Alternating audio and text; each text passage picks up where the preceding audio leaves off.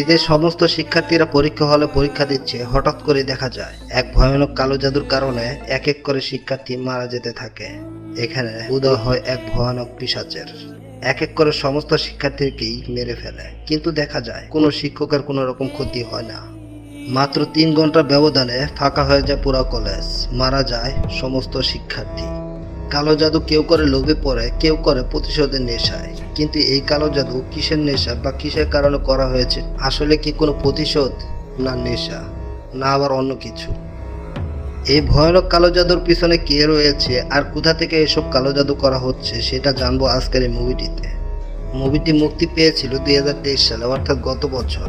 মুভিটির নাম Empty Chair the Final Exam. এই মুভিটি মোটামুটি ভালোই হয়েছে, IMDb রেটিংও ভালো।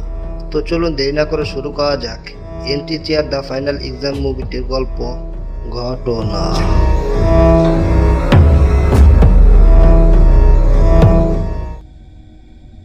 দুপুর ঘনিয়ে বিকাল নেমেছে, সমস্ত পরীক্ষার্থীরা পরীক্ষা হলে পরীক্ষা দিচ্ছে। সমস্ত পরীক্ষার্থীর মনে অনেকটা ভয় আছে পরীক্ষা নিয়ে। এখানে একজন ক্লাস ম্যাডামকে দেখা যায়। পরীক্ষায় কেউ যেন নকল না করতে পারে সেজন্য মূলত তিনি ঘুরে ঘুরে লক্ষ্য করছে। আবার অন্যদিকে দেখা যায় মনিটরে লক্ষ্য করছে কলেজের প্রিন্সিপাল, এনার নাম মিসেস অ্যামান্ডা। কিন্তু এত সিকিউরিটি করা থাকার পরও এরিয়েল আর পাশা নামের 2 বন্ধু নকল করে। যদিও বা ভিতরে থাকা ম্যাডাম এটা লক্ষ্য করেনি, কিন্তু অ্যামান্ডা সে মনিটরে লক্ষ্য করেছে। তখনই সিকিউরিটিকে সেখানে মাইকে বলে দেয়। তারপর দেখা যায় যে তাদের দুজনকে সেখান থেকে বের করে নিয়ে আসে। তাদের দুজনকে রাখা হয় একটা খালি ঘরে। এর কিছুক্ষণ পরে দেখা যায় নালা আর ইনকা নামের আরো 2 মেয়েকে সেখানে আনা হয়, মানে এরা দুজনও নকল করেছিল। পরে আবার অ্যামান্ডা সেখানে আসে আর সবাইকে বলে, তোমাদেরকে আরো একটা সুযোগ দিতে চাই, তোমরা চাইলে পরীক্ষা দিতে পারবে, কিন্তু সাবধান, এবার যদি তোমরা নকল করো সোজা তোমাদেরকে কলেজ থেকে বের করে দেওয়া হবে।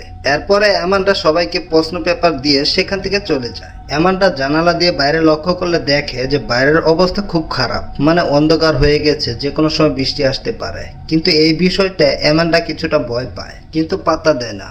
এদিকে পরীক্ষা হলে দেখি সমস্ত পরীক্ষার্থীর পরীক্ষা শেষ, কিন্তু তখন দেখা যায় একটা মেয়ের অবস্থা খারাপ, মানে তার হাত একলাই উল্টাপাল্টা আঁকাআঁকি শুরু করে দিয়েছে।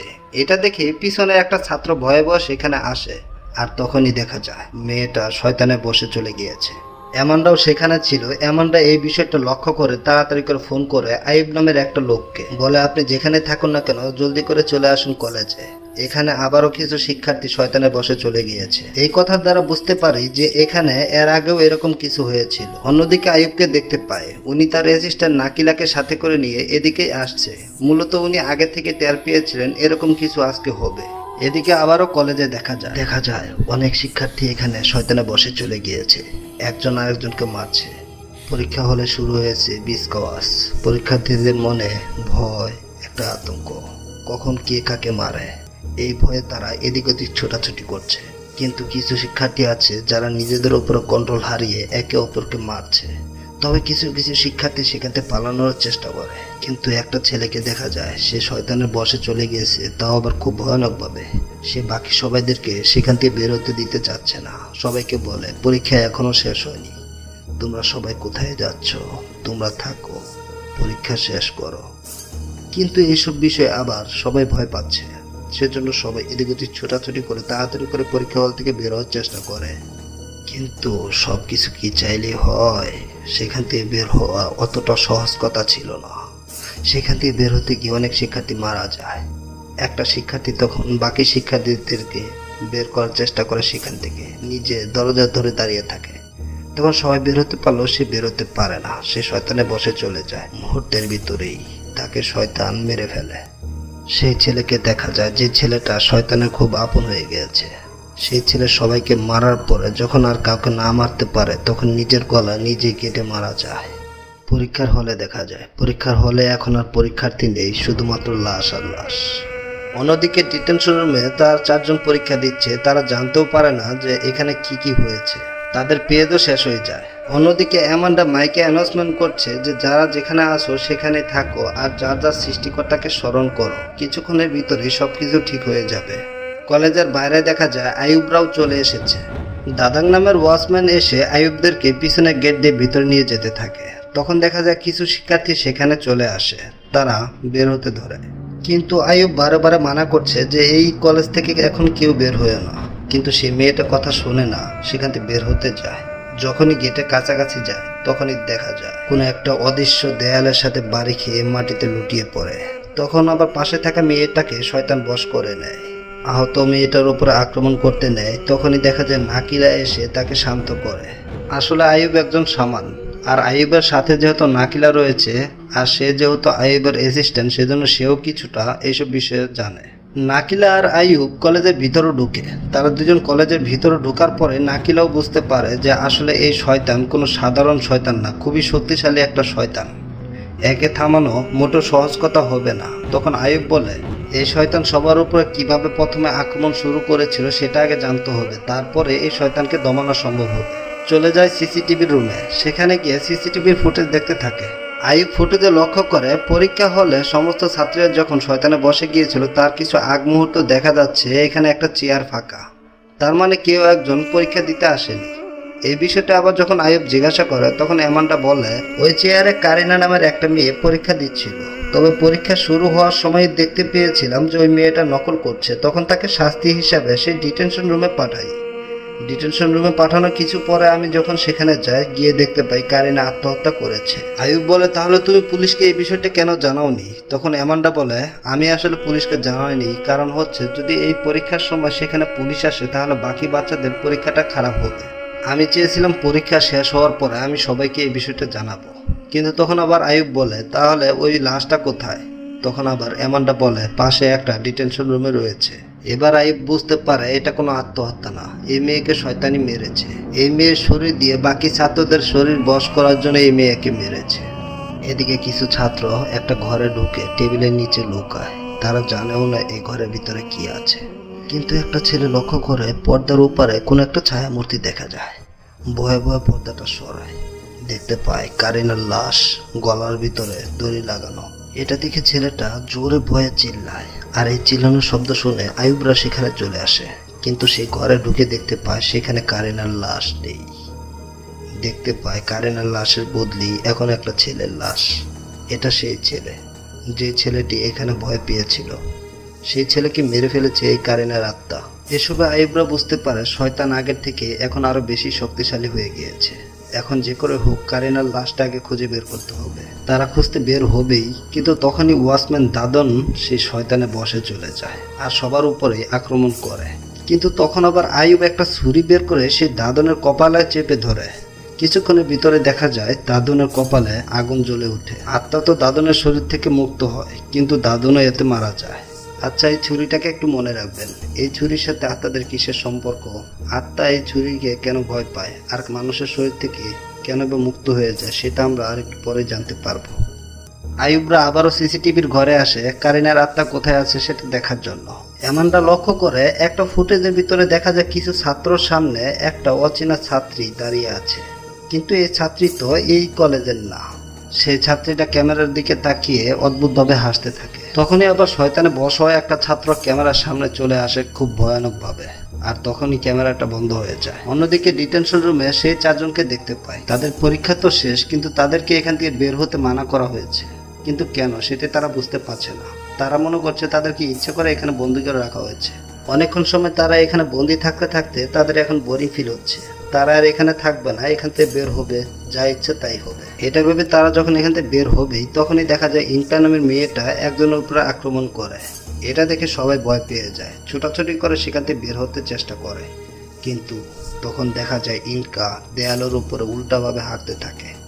দেয়াল বেয়ে বেয়ে তাদের আগে চলে যায় সিঁড়িতে। এটা দেখে তারা তো ভয় পাচ্ছে, সাথে তারা অবাক। এরপরে সিকিউরিটি ইউদি, নালা, পাশা আর এরিয়াল, তারা চারজনই সেখান থেকে ভয়ে পেয়ে ছুটে বের হয়। তারা সবাই একটা বাথরুমে ঢুকে লুকিয়ে পড়ে, কিন্তু পাশা ঢুকতে পারে না। তার আগে শয়তান এসে তাকে বশ করে নেয়। মুহূর্তের ভিতরে পাশা উপরতলা থেকে লাফ দিয়ে আত্মহত্যা করে। এদিকে বাথরুমের ভিতরে তিনজনই ভয়ে আতঙ্কিত অবস্থা। কিন্তু তখনই একটা বাথরুমের ভিতর থেকে কান্না আস্তে আস্তে বাথরুমে পাশে একটা বাথরুম খুললে দেখতে পায় লিন্ডা নামের একটি মেয়েকে। লিন্ডা ভয়ে বাথরুমের ভিতরে লুকিয়েছিল, কিন্তু এই শব্দের কারণে সে ভয় পেয়ে গিয়ে এখন কান্না করছে। লিন্ডাকে দেখে তারা সবাই স্বস্তির নিঃশ্বাস ফেলে। এরপরে লিন্ডাকে সাথে করে নিয়ে তারা সবাই চিন্তা করে কলেজ থেকে বের হবে। তারা বেরিয়ে পড়ে সেই কলেজ থেকে বের হওয়ার জন্য। এদিকে আইয়ুব, নাকিলা আর অ্যামান্ডা তারা তিনজন সে পরীক্ষা হলে যায়, কিন্তু এখানে কোনো ছাত্রই নেই। তখন আবার নাকিলা বুঝতে পারে যে এখানে কেউ নেই, সবাই চলে গেছে আত্মাদের দুনিয়াতে। এটা সবাইকে বলে।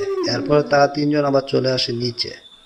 এদিক সেদিক ঘুরতে ঘুরতে তারা লক্ষ্য করে কেউ কেঁদে কেঁদে তাদেরকে ডাকছে। এমনটা লক্ষ্য করে একটা লাইট পোস্টারের সাথে কারিনাকে কেউ উল্টা করে বেঁধে রেখে দিয়েছে। আর কারিনা এখনো তো মরেনি, এখনো বেঁচে আছে। তখন তারা সবাই মিলে সেই কারিনাকে সেখান থেকে নামায়, কিন্তু কারিনা মুহূর্তের ভিতরে আইয়ুবের দিকে তাকিয়ে বলে, তুমি কি মনে করেছো আমি মরে গিয়েছি? না না, আমি মরিনি, আমি আবারও ফিরে এসেছি। এবার আমার কাজ আমি সম্পন্ন করব, কেউ আমাকে বাধা দিতে পারবে না। হা হা হা হা হা। কারিনা ভয়ঙ্করভাবে হাসতে হাসতে সেখান থেকে গায়েব হয়ে যায়। এদিকে এরিয়ালরা ভয়াবহ কলেজ থেকে বের হতে চাচ্ছে, কিন্তু তখনই সেখানে কারিনা চলে আসে। এবার তাদের উপরে আক্রমণ করে। মুহূর্তের ভিতরে লিন্ডাকে সেখানে মেরে ফেলে, কিন্তু কারিনা অন্যদিকে মারার আগে আবার সেখানে চলে আসে আইয়ুবরা। এবার নাকিলা আর আইয়ুবের সাথে কারিনার আত্মার লড়াই হয়, খুবই ভয়ানক লড়াই। কারিনার আত্মার সাথে নাকিলা আর আইয়ুব তারা দুজন মিলেও পারছে না। আইয়ুব অ্যামান্ডাকে বলে, তুমি বাকি ছাত্রছাত্রীদেরকে নিয়ে এখান থেকে চলে যাও, আমরা এসব দেখছি। এসব বলতে বলতে দেখা যায় নাকিলাকে সে আত্মাটি খুব ভয়ানকভাবে আঘাত করে। নাকিলা পায় অজ্ঞান অবস্থা। তখন আবার আইয়ুব সেই ছুরিটা বের করে সে আত্মার দিকে ধরে, কিন্তু এই শয়তান আত্মা ছিল খুবই শক্তিশালী। আইয়ুব তার সাথে কোনোভাবে পারছে না। এক পর্যায়ে দেখা যায় সেই শয়তান আত্মা কোনোভাবে একটি জানালা ভেঙে আইয়ুবের দিকে মারে। তখন আইয়ুবের শরীরের ভিতরে সেই জানালার কাছে টুকরো ঢুকে যায়। আইয়ুব প্রায় মরা অবস্থা। তারপর অনেক চেষ্টার পরে আইয়ুব কোনোভাবে সেই শয়তানটিকে সেখান থেকে তাড়াতে পারে। এরপর দেখা যায় যে আইয়ুবের অবস্থা খুব খারাপ বলে তাকে নিয়ে আসা হয়েছে সেই পরীক্ষার হল রুমটায়। আইয়ুবকে ট্রিটমেন্ট করতে গেলে আইয়ুব বলে, আমার আর সময় নেই, আমাকে ট্রিটমেন্ট করে কোনো লাভ নেই, আমি মারা যাব। আইয়ুব বলে, এই আত্মাটি হলো উজান প্যাকেটের আত্মা, এই আত্মাটিকে মারতে হলে এই ছুরি দিয়ে মারতে হবে। তখন আবার দেখা যায় যে অ্যামান্ডার কোনো কিছু মনে পড়ে, কিন্তু অ্যামান্ডা কোনো কিছু বলতেই যাবে তার আগে আইয়ুব মারা যায়। আইয়ুব মারা যাওয়াতে এখানে দেখা যায় সব থেকে বেশি কষ্ট পায় নাকিলা। কিছুক্ষণ পরে দেখা যায় বাকি ছাত্ররা বলতে থাকে, আচ্ছা উজান প্যাকেটের আত্মা মানে এটা কি? উজান প্যাকেট কে ছিল? আর উজান প্যাকেটকে আমরা জানবই বা কিভাবে, আর চিনবই বা কিভাবে? অ্যামান্ডা সবাইকে বলে, উজান প্যাকেট ছিল একটা পাগল তান্ত্রিক। সে বাঁশি বাজিয়ে বাচ্চাদেরকে হিপনোটাইজ করত। তারপরে সে বাচ্চাদেরকে একটা ঘরের ভিতরে আটকে রেখে শয়তানের জন্য বলি দিত। উজান প্যাকেট যেসব মেয়েদেরকে বলি দিত তারা সবাই ছিল 16 বছরের থেকে কম বয়সী। আর এসব কম বয়সী মেয়েদেরকে বলি দেওয়ার কারণে সে শয়তানের কাছ থেকে অনেক শক্তি পেত, আর সেই শক্তিকে বলা হয় কালো শক্তি। আমি যখন ছোট ছিলাম এরকম ভাবে আমাকে একদিন বাঁশি বাজিয়ে হিপনোটাইজ করেছিল। তারপর যখন আমাকে বলি দিতেই যাবে তখনই সেখানে আমার বাবা চলে আসে, সাথে গ্রামবাসী ও আইয়ুবও ছিল। সেদিন আমাকে উজান প্যাকেটের হাত থেকে সবাই বাঁচায়। তবে সেদিন উজান প্যাকেটকে সবাই মিলে গাছের সাথে বেঁধে আগুন জ্বালিয়ে পুড়িয়ে মেরে ফেলে। তবে এটা করতে বারে বারে মানা করছিল আইয়ুব, বলছিল সে কিন্তু আবারও ফিরে আসবে। কিন্তু গ্রামবাসী সেদিন সে কথা বিশ্বাস করেনি। আর সত্যি সত্যি এখন আবারও ফিরে এসেছে উজান প্যাকেটের আত্মা। এই সবকিছু শোনার পরে নাকিলা বলে, সে আত্মাদের দুনিয়া থেকে বাকি বাচ্চা মেয়েদেরকে ফিরিয়ে আনতে হবে।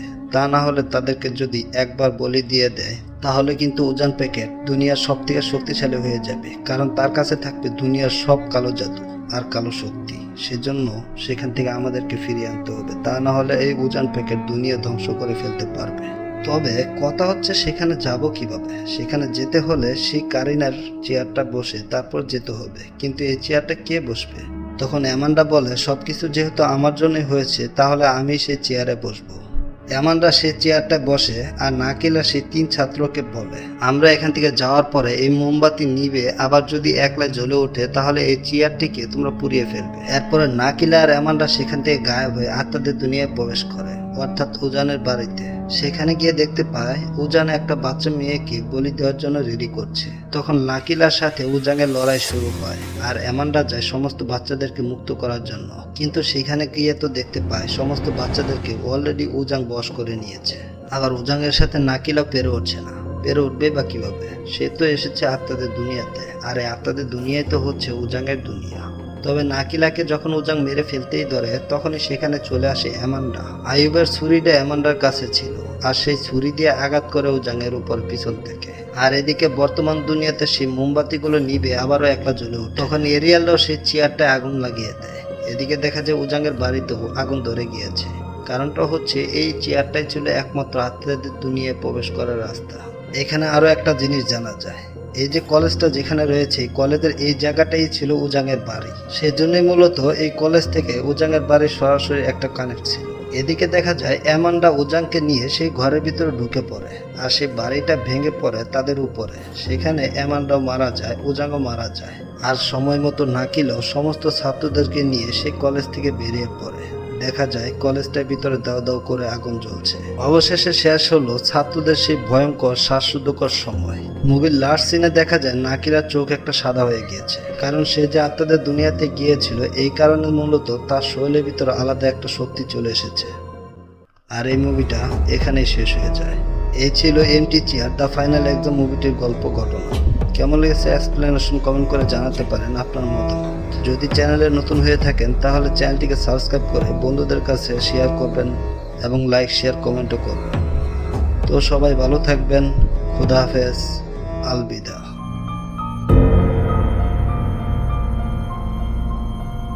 He was born under Gemini, Dr. Jekyll and Mr. Hyde, residing in his heart, fighting to escape the dark. We look for horns and cloven hooves, but the devil is so beautiful, she'll sing a song like a siren